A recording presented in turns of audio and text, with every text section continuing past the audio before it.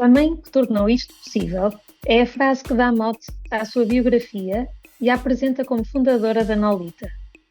Poderia ser considerado redutor, tendo em conta todo o seu percurso profissional, mas a Anitta considera audaz.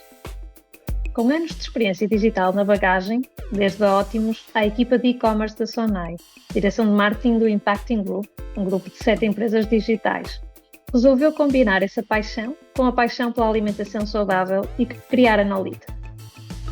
Alimenta o constante desafiar-se a si própria, a aprendizagem contínua e o acreditar que a comida saudável também tem de ser deliciosa.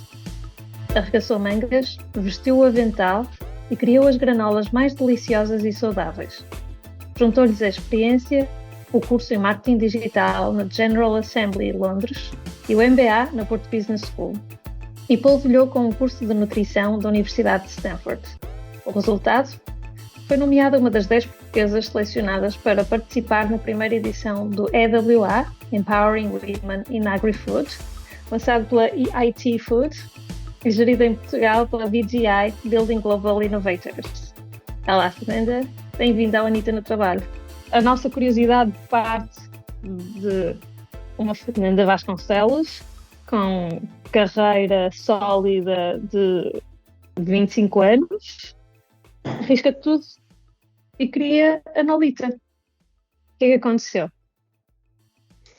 Eu acho que aconteceram várias coisas em simultâneo. Primeiro, senti que no meu emprego já não me estava a sentir desafiada.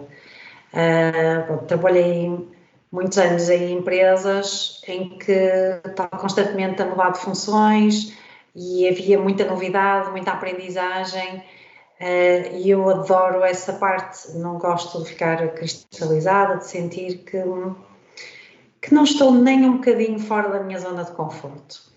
E, portanto, chegou-se a uma altura que eu precisava de um desafio, queria aprender, queria me sentir fora da minha zona de conforto, queria evoluir.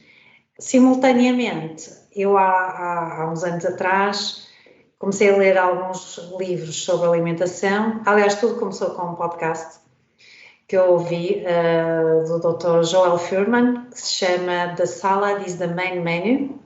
E depois do podcast fui ler o livro dele. O livro dele cita mais de 200 estudos sobre alimentação. Fui ler alguns desses estudos e nunca mais parei. Tornou-se completamente viciante. E é uma área que eu adoro, teve um impacto muito grande na minha vida pessoal e na da minha família, porque obviamente mudamos radicalmente a forma como nos alimentamos e mais uma série de hábitos saudáveis que nós ganhamos. E eu, quando fiz essa viragem há uns anos atrás, eu detectei que havia uma lacuna no mercado, que quando nós queríamos comprar produtos saudáveis para pequenos almoços e lanches, não havia.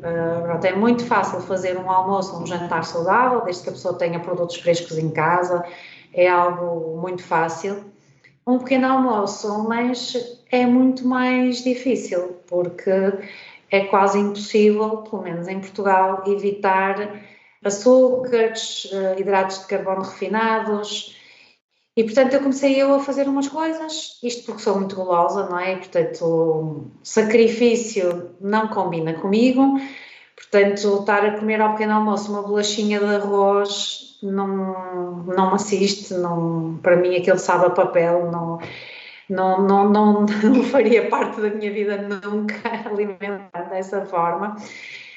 Pronto, e comecei a fazer pão, granola, bolachas, pronto, uma série de coisas. Fazia ao domingo de manhã, que era para durante a semana poder comer guloso, aquelas coisas todas, não é? Levava para o emprego, então, pronto, e eu adorava aquilo, mas depois percebi que as pessoas me faziam imensas perguntas no emprego. Mas o que é isso? Onde é que tu compras? Como é que tu fazes? Porque eu também queria e não consigo e não arranjo.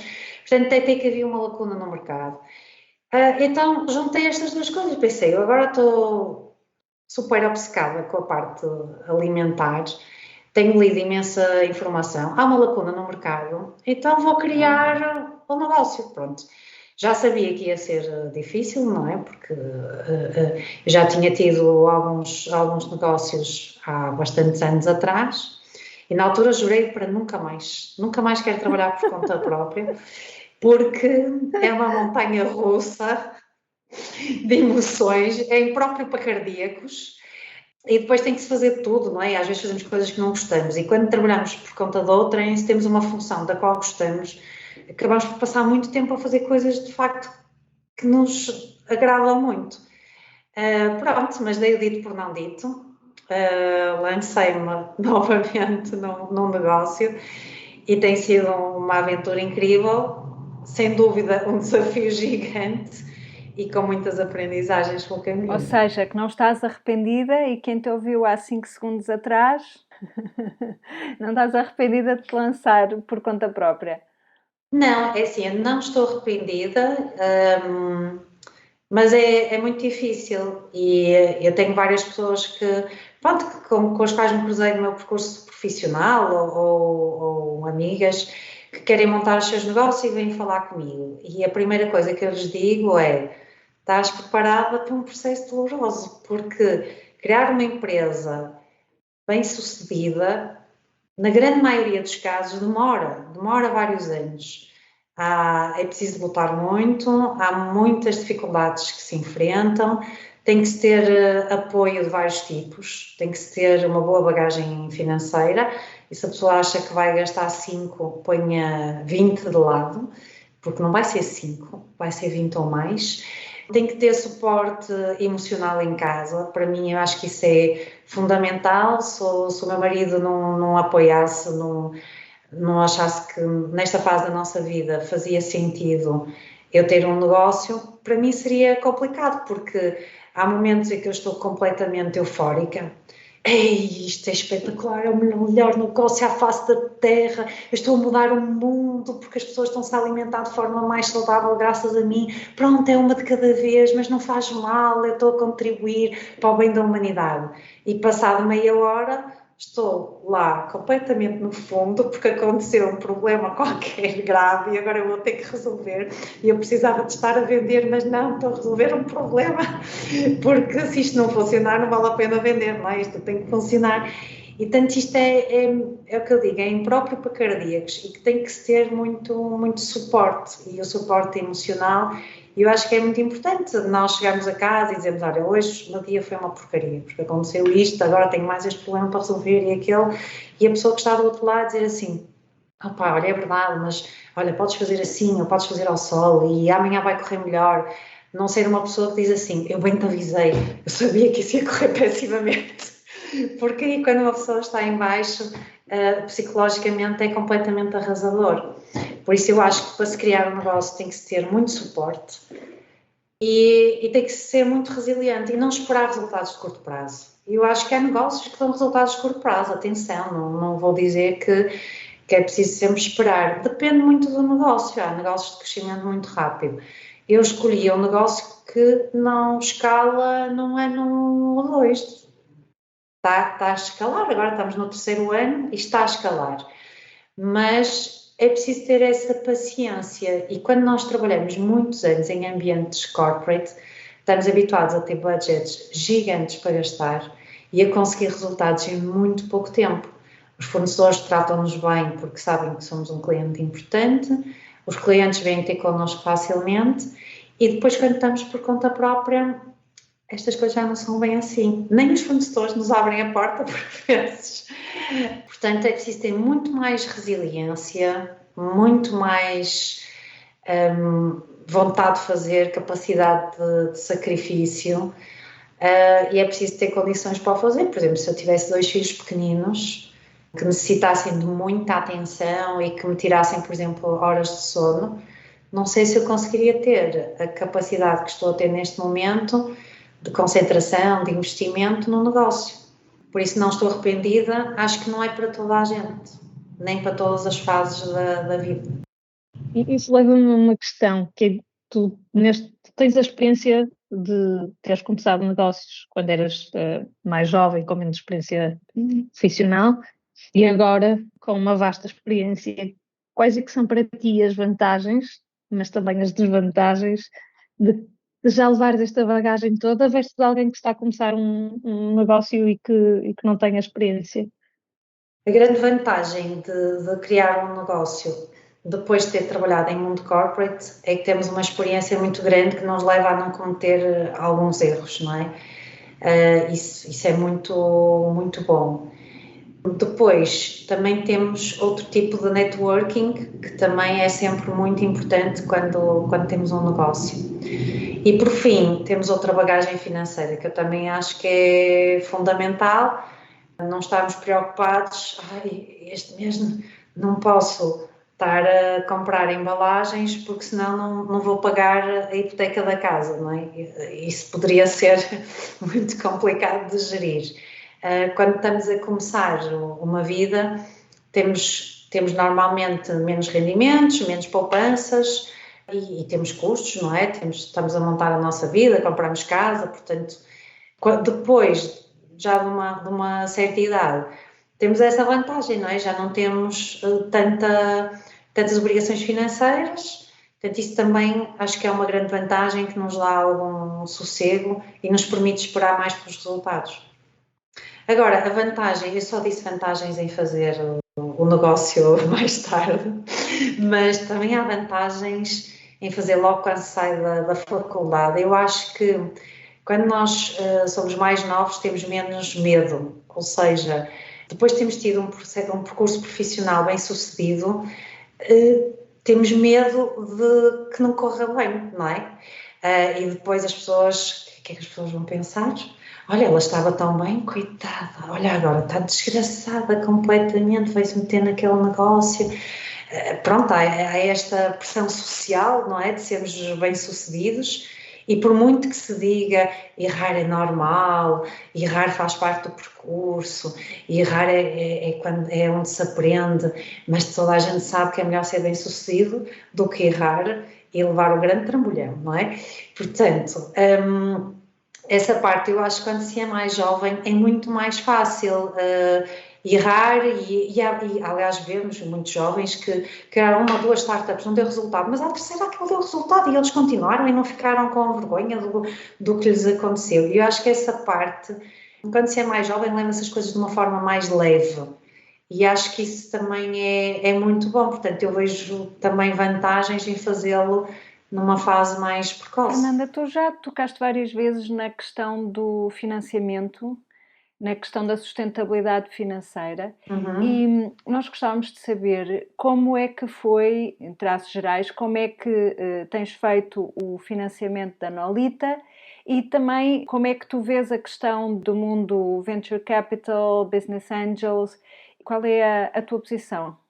Eu optei por fazer um 100% financiamento próprio na Nolita, primeiro porque isto não é um negócio de crescimento rápido e, portanto, achei que não seria interessante para uma típica VC que pretende ser remunerada pelo seu investimento de forma relativamente rápida.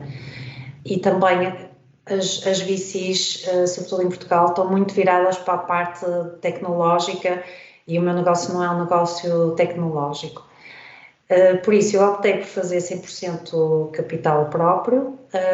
Depois, uma coisa que me ajudou imenso foi que concorri a uns fundos da União Europeia e fiz vários projetos na altura da pandemia, no início da pandemia, e um deles foi aprovado e esse projeto permitiu-me contratar 2 pessoas a tempo inteiro e essas pessoas são inteiramente pagas pelo Portugal 2020. Portanto, é claro que eu tenho que adiantar muitos meses até receber, isto também é importante as pessoas saberem que quando nós temos um projeto no Portugal 2020 tem que se adiantar muito dinheiro. Posso dizer que neste momento eu tenho 7 meses adiantados e é provável que só vá receber daqui a 1 ou 2 meses, portanto há essa questão, é muito bom, porque eles pagam-me absolutamente tudo, a parte fiscal e tudo, mas em termos de cash flow eu tenho que adiantar bastante. Mas de qualquer forma foi absolutamente fantástico, eu estou muito grata, porque permitiu-me diminuir um bocadinho o meu investimento pessoal, não é? E ter ajuda, porque quando as coisas começam a crescer é quando começam os problemas. Porque nós precisamos ter capacidade de resposta, o que numa empresa pequena às vezes é difícil, E é preciso ter recursos humanos, isso é fundamental. Nós não podemos pensar que vamos fazer tudo sozinhas. No início até podemos fazer tudo sozinhas e acho que isso, eu comecei completamente sozinha e estive sozinha durante aí um ano e meio, e isso ajudou-me muito, porque aprendi imenso e é mais fácil nós contratarmos pessoas, sabemos quem é que queremos para aquela função, depois de fazermos nós tudo e mais alguma coisa. Mas isso tem o seu limite, porque senão ficamos insanas, não é? Nós temos que ter ajuda, não há super mulheres, e portanto essa parte do Portugal 2020 foi realmente fundamental. Não quer dizer que eu queira ficar sozinha para sempre, eu acho que para escalar a ser um negócio, hoje em dia, fazê-lo de forma completamente autónoma é utópico. Agora também depende muito da dimensão que se quiser ter, porque se a pessoa quiser ter um negócio mais local, trabalhar só em Portugal e pagar o seu salário, eu acho que é perfeitamente fazível. Se a pessoa tiver outra ambição, uma ambição mais internacional de criar uma empresa com uma dimensão significativa, de criar uma marca global, de atingir vários tipos de mercados e de consumidores, é utópico fazê-lo sozinha, a menos que se tenha um berço dourado e que se tenha efetivamente aqui uma capacidade muito grande de investimento, até porque se vai cometer muitos erros, não é? Porque eu acho que nunca procurarei um investidor só por dinheiro. Aquilo que eu mais valorizaria no investidor é, por exemplo, capacidade de distribuição, capacidade de me levar para outro patamar. Portanto, não sei se seria uma VC típica, não é?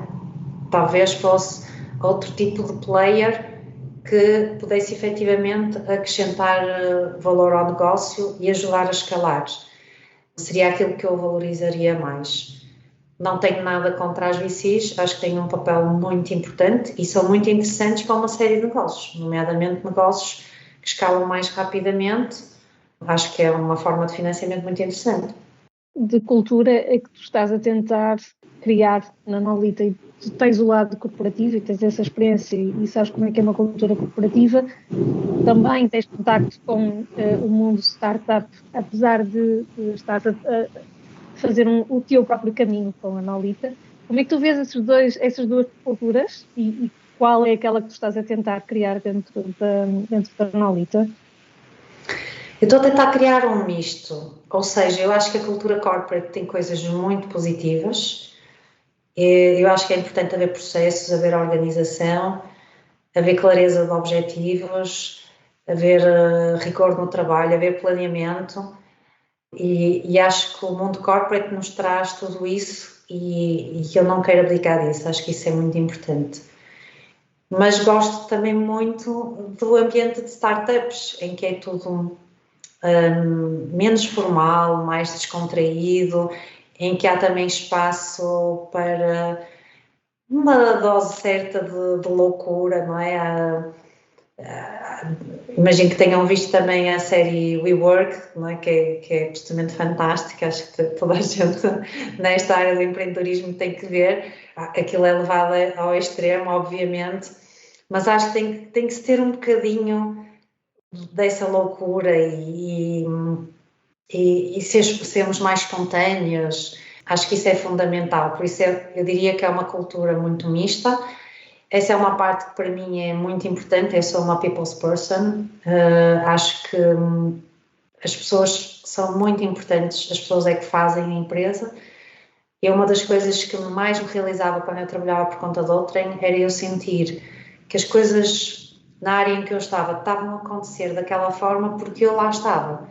E se outra pessoa estivesse no meu lugar, faria aquilo de forma diferente. Porque eu tinha autonomia e tinha possibilidade de deixar a minha marca. E eu acho que isso é muito mais compensador do que uma mesa de matrecos ou uma arcada ou os pequenos almoços grátis.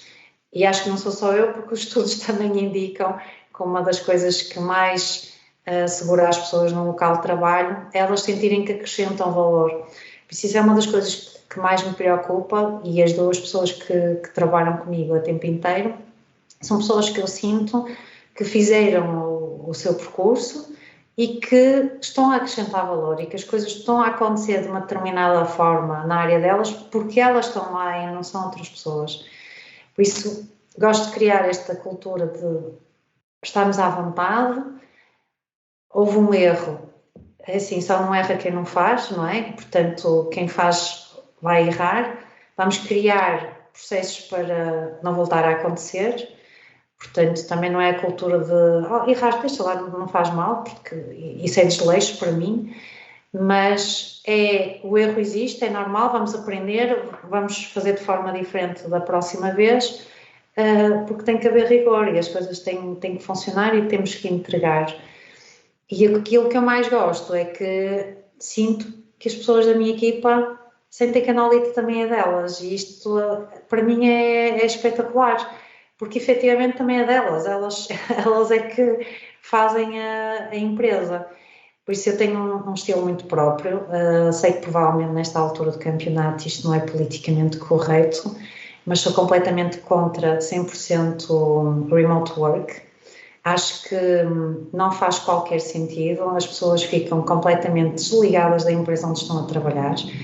Eu, como funcionária, nunca trabalharia por conta própria numa empresa que me pedisse para estar 100% remote work ou que tivesse parte da equipa 100% remote work, porque há muita coisa que se resolve e que efetivamente progride quando não estamos fisicamente uns com os outros. Nada substitui isso. Tive exemplos disso variedíssimas vezes na minha vida profissional e, portanto, obviamente que as pessoas estão à vontade, olhos à cabeça, ficam em casa, não estão bem dispostas, ficam em casa, têm que ir ao banco e depois vêm tarde, ficam em casa, não tem problema nenhum. Nunca fiz questão que as pessoas estivessem lá sempre, das 9 às 6, a cultura não é essa, de forma alguma, é uma cultura de estarmos à vontade. Eu não sou dona do tempo de ninguém, portanto, o tempo não me interessa nada, se ficam lá mais tempo, menos tempo, isso para mim é completamente indiferente. O que eu olho é para os resultados e para aquilo que é feito, para o trabalho que é feito. E isso é que realmente é importante para mim. E, portanto, estamos à vontade nos horários, estamos à vontade no local de trabalho, quando é preciso estamos mais recolhidos, vamos para casa, mas o local de trabalho é no escritório, porque é onde estamos todos juntos e é onde a magia acontece. E acho que isso para mim é muito importante e faz parte da construção da cultura. Honestamente, eu não sei como é que se cria uma cultura quando as pessoas nunca estão juntas, ou estão juntas 1 ou 2 vezes por ano. Mudando aqui um bocadinho o tópico, como é que vocês fazem o desenvolvimento dos produtos? Quais eram os produtos iniciais em carteira? Como é que cresceu essa oferta? E como é que sabem que é hora de acrescentar um produto já à oferta que já têm?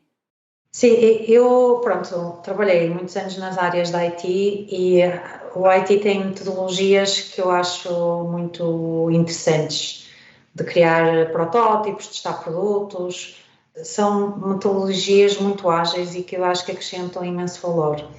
E eu sempre fui usando muito essas metodologias para testar produtos. Portanto, no primeiro ano, aquilo que eu fiz foi pegar na minha receita favorita, que por acaso era uma granola, e testar esse produto. Portanto, eu passei o verão desse ano nos mercados biológicos, a dar amostrinhas, a falar com pessoas, metia lá uma banquinha e, no fundo, isso o que é que me deu? Deu-me muitos insights do lado de potenciais clientes, perceber quem é que poderia ser o meu target, quem é que não ia ser o meu target, como é que eu ia comunicar com essas pessoas, que tipo de vocabulário seria interessante usar para comunicar com elas, e se o produto estava adequado, se havia o Product Market Fit, não é? Se estava adequado às necessidades do mercado ou não. E depois lancei esse único produto e pouco tempo depois de o lançar percebi que tinha uma série de debilidades, nomeadamente o prazo de validade era curto, o packaging não era suficientemente robusto e comecei logo a trabalhar na resolução desses problemas e a criar também novos produtos, porque aí já tinha muito mais conhecimento do que é que as pessoas queriam, procuravam, já tinha clientes e, portanto, todo esse percurso fez com que eu ganhasse um conhecimento muito grande do que é que o mercado precisa, quer, e como é que eu posso entregar isso. Bom, daí, então, comecei a desenvolver novos produtos. Para além das granolas, desenvolvemos pós de panquecas, porque as crianças muito pequeninas e os idosos não apreciam muito a granola, pronto, faz-lhes confusão, e as panquecas eram uma coisa mais universal, que podia ser consumida por mais pessoas diferentes. Lançamos também o próprio adoçante, que poderia ser usado por qualquer pessoa, inclusive por diabéticos, porque é um adoçante natural que não tem calorias e não tem açúcar. E a fibra, que é uma fibra prebiótica, que é um alimento que eu gosto muito e que até uso muito pessoalmente, porque agora fala-se muito em prebióticos, probióticos, gut health, e a verdade é que nós, como removemos a casca dos cereais, comemos muito pouca fibra e, portanto, acaba por ser também um alimento interessante, porque tem 90% de fibra. Por isso, essa gama foi muito desenvolvida em prototipagem. O que é que eu fazia? Portanto, eu tinha um produto, tinha uma loja online, vendia em algumas lojas biológicas, e então quando eu recebia uma encomenda, eu mandava o produto que a pessoa tinha encomendado e umas amostrinhas de coisas novas, e pedia à pessoa para me dizer se tinha gostado, se não tinha. Depois as pessoas normalmente não contactam a dizer, é muito raro. Mas se nós ligarmos ou mandarmos uma mensagem no WhatsApp, elas dizem, gostei, não correu bem, fiz aquilo, olha, isto não, era, por exemplo, eu tinha umas granolas com pétalas de flores, e as pessoas diziam, isto é tão lindo, mas não sabe nada, as flores não sabem nada, é uma decepção. Por isso elas criam expectativas, vem aquilo tão bonito, dizem, vou comer uma flor. Depois a flor não sabe nada, ficavam muito tristes e desapontadas, portanto isso, ficaram arrumadas as granolas com flores. Sei lá, testei imensas coisas diferentes, até que as pessoas começaram a dizer, adoro essa, agora só quero aquela, não me mando mais da outra. Portanto, eu ainda não tinha lançado os produtos, já estava a mandar coisas diferentes para os clientes. E, portanto, foi muito assim de test and learn, muito perceber o que é que funciona, o que é que não funciona. Nós no IT queremos lançar uma coisa, fazemos um protótipo funcional, pomos uma landing page na web, vemos quantos cliques temos. Pronto, eu tentei transpor isso para o mundo físico, de produtos físicos, não é? E foi um bocado essa metodologia que eu tive para lançar produtos. Depois percebemos que as pessoas queriam outros produtos, falavam muito em chocolate, queriam coisas mais doces. Então, mais recentemente lançamos uns frutos secos caramelizados, que são uma coisa muito saudável para snacks, e que as pessoas gostam porque são docinhos. E lançamos também um chocolate que é vegan, também é sem glúten e também é sem açúcar adicionado. Por isso, pronto, temos tido esta preocupação de regularmente ir lançando produtos. São sempre, quase sempre, desenvolvidos por nós. Há uma outra exceção em que pedimos ajuda de terceiros, como foi o caso do chocolate. É uma coisa muito específica e, portanto, não foi desenvolvido por nós, mas todos os outros produtos foram desenvolvidos por nós internamente. Temos um pequenino laboratório onde testamos imensas coisas. Umas saem muito mal, já provamos coisas realmente horríveis. Outras saem bem. E quando vemos um produto que já está pronto, do qual nós realmente gostamos, e então aí passamos para o teste com os clientes atuais e vemos a aceitação. Fazemos sempre este processo. A minha pergunta é um bocadinho parecida com a anterior, mas em vez de ingredientes é fornecedores. Como é que vocês escolhem os vossos fornecedores? Os fornecedores é uma dor de cabeça muito grande. Porquê? Porque na área alimentar a escala é absolutamente fundamental. Portanto, nós, para conseguirmos ser rentáveis, temos de ter margem, não é? E a nossa margem vai depender muito de duas coisas. Uma é, temos que marcar o preço de forma a ele refletir o nosso posicionamento e também pedirmos ao cliente para nos pagar um valor equilibrado face à concorrência.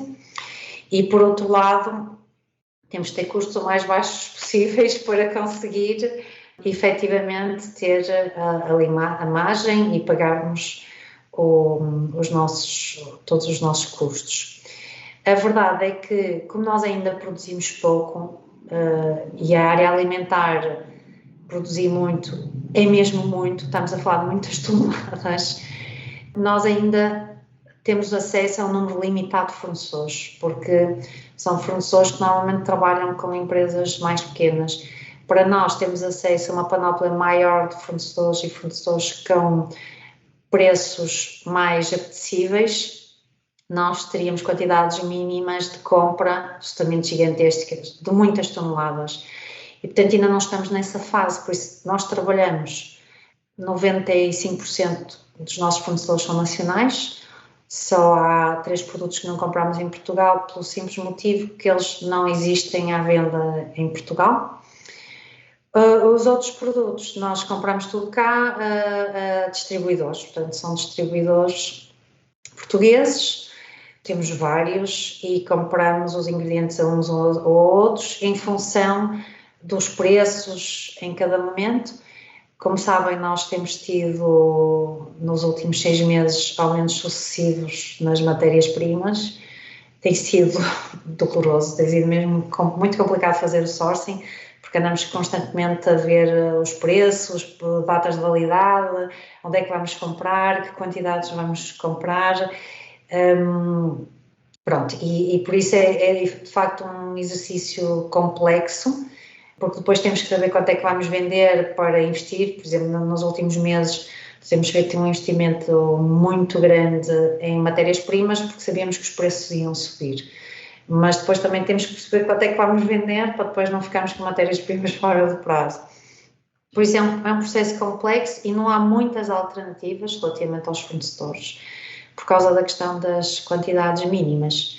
Mas cada mês que passa nós conseguimos ter acesso a mais um ou outro fornecedor, já conseguimos ter ali umas quantidades mínimas melhores e, portanto, eu acredito que daqui a um ano e meio, já tínhamos uma panóplia de fornecedores mais interessantes, com volumes maiores, mas é muito complexo porque quando se começa, nós não temos muito para oferecer a um fornecedor, não é? Porque as quantidades são pequenas e depois temos que pagar tudo à cabeça. Portanto, a maior parte dos fornecedores só aceitam a encomenda depois de nós pagarmos. Portanto, como imaginam, é um esforço financeiro gigante, até porque os nossos clientes no B2C pagam-nos na hora, não é? Quando fazem a encomenda, mas no B2B ninguém nos paga na hora, não é? No mínimo são 30 dias e algumas empresas têm enfrentado algumas dificuldades, portanto chega a ter algumas faturas com 3 meses de atraso. Por isso é um esforço de cash flow muito grande e uma ginástica muito grande para gerir fornecedores. Qual é que é o principal, ou aquele que consideras ser o teu principal desafio em termos de escalar o teu negócio? O maior desafio é drive comercial, ou seja, eu sempre trabalhei em áreas de marketing, pronto, e de produto e de IT, portanto, muito por objetivos, mas eu nunca fui uma comercial nata. E as pessoas que trabalham comigo também não, uma delas está na parte do marketing e a outra está na parte da operação e logística.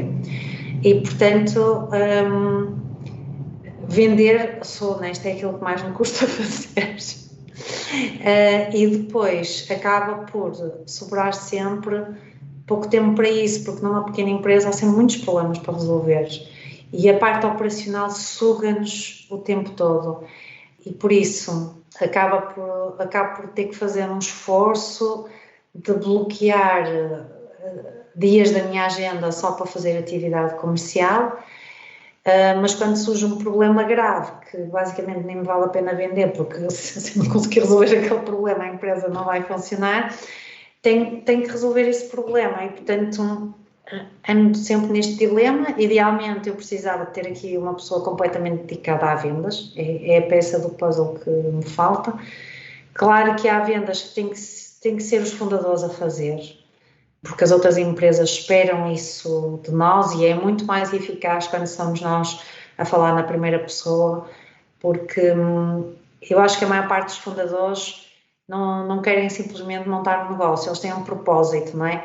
Muitas das empresas nasceram de uma necessidade pessoal, foi o caso da minha, é o caso da Kenco, é o caso de tantas empresas, são dificuldades que os próprios fundadores enfrentaram, percebem que é uma oportunidade de mercado porque não são os únicos a ter esse problema, então lançam um negócio. E essa paixão que nós conseguimos transmitir, porque somos genuínos e temos de facto um propósito, para além de queremos ter um negócio, isso é contagiante e, portanto, sermos nós a contar a nossa história, eu acho que é muito importante. Mas depois há muito trabalho de vendas, que é de back-office e que tem que ser feito, e acho que é o nosso calcanhar daqueles, precisamos ter mais foco nas vendas. A maior parte das startups, há estatísticas sobre isso, tem um excelente produto, mas morre porque não tem drive suficiente na parte das vendas. E por isso eu acho que é mesmo a nossa maior dificuldade e o nosso maior desafio é conseguirmos ter processos mais bem montados para pouparmos tempo nessas tarefas básicas e higiênicas e temos mais tempo para vender e para crescer, porque precisamos mesmo de tempo para fazer esses contactos e para estarmos mais focadas nessa parte da venda. Acho que é o nosso maior desafio. Onde é que gostavas de ver a Nolita? Em termos de tua visão para este negócio, qual é que é o teu end goal? Eu não tenho muitos objetivos, aqueles mais óbvios que são numéricos, de volumes de vendas ou de... O meu objetivo era criar Mancha. Eu gostava muito de criar uma marca que não fosse uma marca portuguesa, e o nome foi escolhido muito para isso. Eu queria que fosse um nome fácil de pronunciar em chinês, em inglês, em árabe. Eu gostava muito que a Nolita tocasse diferentes culturas e diferentes pessoas e pudesse ajudar essas pessoas a alimentarem-se de forma mais saudável. Acho que nós vivemos numa era em que as pessoas que se preocupam com a saúde consomem muitos suplementos, e eu acho que isto faz todo sentido, eu própria também o faço, mas eu acho que não teria piada nenhuma nós um dia acordarmos umas 10 pastilhas e ficarmos alimentados para o dia inteiro, porque eu sou portuguesa, não é? Nós adoramos uma boa mesa, assim bem recheada e com muitos amigos à volta, e eu acho que isso é fundamental, é terapêutico também, e acho que a alimentação está muito ligada ao prazer e temos que manter isso, e é possível manter isso e sermos na mesma saudáveis. Por isso eu gostava muito de ajudar as pessoas a continuarem a terem prazer na alimentação, mas alimentarem-se de forma mais saudável. E se eu conseguir fazer isso mais um bocadinho, tocar em mais pessoas, era aquilo que me faria mais feliz e realizada, independentemente de conseguir tirar um bom salário da empresa ou não, e dela valer milhões ou não, e de estar cotada em bolsa. Não tenho esses objetivos. Se acontecer melhor, isto não é uma organização sem fins lucrativos, eu acredito que a iniciativa privada é boa e que ter objetivos de lucro é bom, porque quando há dinheiro faz-se mais coisas, quando se tem proveitos faz-se mais coisas, consegue-se ir mais longe, e portanto eu acho que isso é benéfico. Mas os meus objetivos são muito esses. Gostava muito de ver a Nolita como uma marca que está a ajudar pessoas, que está no... Se eu tivesse que ter uma imagem do que é o futuro bem-sucedido da Nolita, era famílias de várias nacionalidades e de várias etnias sentadas à mesa com embalagens de Nolita em cima da mesa. Adoro a imagem. Fernanda, que conselhos darias a quem está agora a iniciar este percurso? Então, o primeiro conselho que eu daria é trabalharem numa coisa da qual gostam muito, porque no início, por exemplo, eu fazia tudo e muitas vezes eu tinha que produzir a granola, não é? Eu trabalhava alugava as instalações da Escola de Hotelaria e Turismo de Vila do Conde, ia lá e fazia eu a granola e portanto... eu não estava habituada a fazer muito trabalho deste tipo, não é? A minha vida era estar atrás de um computador, muitas reuniões, muito... e aqui, depois, de repente, estava de avental e ia fazer coisas um bocadinho diferentes, não é? E acho que tem que se gostar muito. E isto são pequenas coisas. Por exemplo, eu adoro o cheiro da granola. E são coisas que eu às vezes ia tão contrariada, assim, não, tenho que produzir mais uma vez, já não posso. Quando é que vai ser a última vez que vou ser eu a produzir? Porque eu gostava que fossem outras pessoas a fazer para mim. Eu gostava de ter mais tempo para fazer as coisas em que eu realmente acrescento valor. E não é produzir, porque eu não sou melhor nisso. Mas depois eu chegava lá, à escola de hotelaria, punha a música aos berros, começava a fazer as misturas. E o Catal já estava a dançar, a cantar, e a misturar a granola, e depois aquele cheiro maravilhoso a sair do forno. Essa parte sensorial. E é muito importante nós gostarmos daquilo que fazemos, porque garanto-vos, vai haver alturas más. E nessas alturas más nós agarramos a coisas pequeninas, pronto, e por isso fazemos uma coisa da qual gostamos muito, é mesmo muito importante. Depois, para além disso, outros conselhos que eu possa dar: arranjem uma pessoa para partilhar a vossa dor e o vosso sucesso. Acho que ter um co-founder é a coisa melhor à face da terra. Eu comecei isto muito sozinha por 2 motivos. Um foi que as pessoas com quem eu me via a criar negócios eram minhas amigas e eu não queria perder amigos. Às vezes estas coisas depois não correm bem e para mim não havia negócio nenhum que compensasse perder um amigo, portanto não fazia sentido, além de que as pessoas que eu tenho mais próximas em termos de skills são muito parecidas comigo, portanto também não faria muito sentido. E depois uma pessoa desconhecida seria difícil convencê-la porque eu não tinha grande investimento, eu não estava a receber salário, ela também provavelmente não iria receber, portanto seria complicado, e então acabei por fazer isto sozinha, mas é muito difícil estar sozinha. Acho que estas jornadas são muito mais interessantes e valiosas quando nós temos outra pessoa ao nosso lado, e acho que o ideal para começar uma empresa até são 3 pessoas, porque às vezes não estamos de acordo e assim há um para desempatar e ajuda a tomar decisões. Nesse caso acho que é muito importante pôr as coisas preto no branco, e quando somos amigos às vezes custa a fazer isso, mas sinceramente acho que é importante ter uma espécie de um contrato escrito com aquilo que é suposto cada um fazer e aquilo que é suposto onde é que queremos chegar, porque às vezes começa-se com muito entusiasmo, tenho visto muito isso em startups, mas depois as pessoas, passado um ano, começam a perceber que estão completamente desalinhados, o sonho de um não era o sonho do outro, portanto é muito importante termos emoção ao fazermos isto, mas também é importante racionalizar e sermos objetivos. E, portanto, quando temos co-founders é importante fazer esse trabalho inicial, que é chato, formalizar os objetivos e o papel de cada um, mas acho que é absolutamente fundamental. Depois, acho que mais conselhos que eu possa dar é criar estruturas muito flexíveis. De 2 uma. Ou é um negócio que tem potencial para ter investimento inicial, e aí acho que, como eu disse, peçam sempre mais dinheiro do que aquele que acham que vão precisar, porque efetivamente há muitos imprevistos, mas se não tiverem investimento inicial significativo, é muito importante ter poucos custos fixos. Isso é absolutamente fundamental. Por exemplo, eu quando me dediquei a 100% à Nolita, foi uns mesitos antes de começar a pandemia.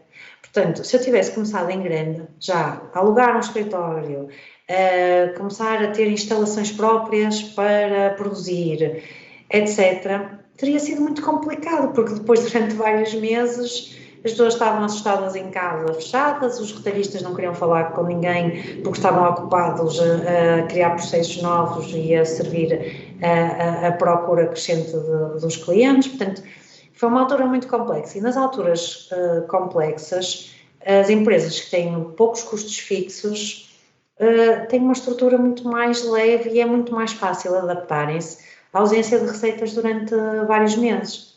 Portanto, acho que começar com uma estrutura leve faz todo sentido. No início não é preciso ter um escritório físico, se precisarem de instalações para produzir ou para fazer uma tarefa qualquer, aluguem essas instalações, não se metam a fazer grandes investimentos iniciais, porque a verdade é que vocês nem sequer sabem se vão gostar de fazer aquilo.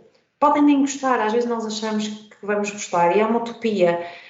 Já aconteceu isso com vários amigos meus, montaram um restaurante porque adoravam cozinhar e depois testaram ter o restaurante, acharam aquilo tudo horrível, passavam mais tempo a fazer coisas de que não gostavam e não percebiam do negócio. Portanto, acho que é muito importante começar com uma estrutura leve e depois, à medida que se vai tendo receitas, fazer uns investimentos a pouco e pouco, aí também já fazemos os investimentos de forma mais acertada, porque já sabemos exatamente o que é que precisamos. Portanto, até já vamos gastar menos dinheiro. É uma perspectiva muito diferente daquela que nós vemos, porque nem todos os negócios são Silicon Valley, nem todos os negócios começam com a voltar de capital e têm capacidade de investir dinheiro em cometer erros e em aprender. Isso é muito bom e faz todo sentido para os negócios que têm capacidade de o fazer e que têm investimento inicial, mas nem todos os negócios são assim. E, portanto, acho que essa parte é também muito importante, até para nos dar tranquilidade mental, que não temos aqueles custos todos a suportar. Portanto, são os 3 conselhos que eu daria. E onde os nossos ouvintes podem encontrar a Nolita? Então, os nossos ouvintes podem encontrar a Nolita na nossa loja online, que é www.nolitafood.com. Também podem comprar através das redes sociais. Podem nos encontrar através de nolita.food. Depois encontram-nos também em vários marketplaces portugueses, na loja online do Casal Mistério e em várias lojas físicas biológicas e também no Corte Inglês Porto e Lisboa. Portanto, neste momento são esses os nossos pontos de vendas principais. Também estamos presentes em vários hotéis que nos compram as embalagens pequeninas para colocarem nos pequenos almoços. Mas pronto, aí não dá para efetuarem compras. Obrigada por teres conversado connosco e por teres partilhado tanto da tua jornada e do caminho da Nolita. Acho que vou já fazer uma compra, já a seguir. Porque estávamos a falar antes de começar a gravar que ainda é difícil encontrar produtos isentos de glúten, ou seja, é preciso ir a sítios muito especializados, e que eu fiz a festa quando vi que estas granolas eram todas isentas de glúten. E muito obrigada então por teres conversado connosco e até breve. Obrigada, seria um prazer enorme. E estou disponível, podem até deixar os meus contactos, se outras empreendedoras precisarem de ajuda, de conselhos, estou obviamente disponível. Quando eu comecei também muita gente me ajudou, pessoas que eu nem conhecia deram-me ajudas incríveis e, portanto, se eu puder fazer o mesmo por outras pessoas, será um gosto enorme. Obrigada. Obrigada, Fernanda. Obrigada eu. Obrigada.